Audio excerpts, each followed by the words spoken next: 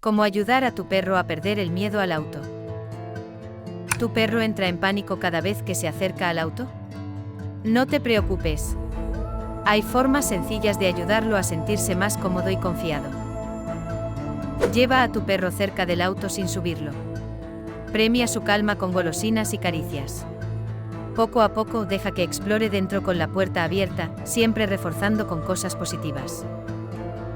Coloca su manta o juguete favorito dentro del auto. Esto les dará una sensación de familiaridad y confort.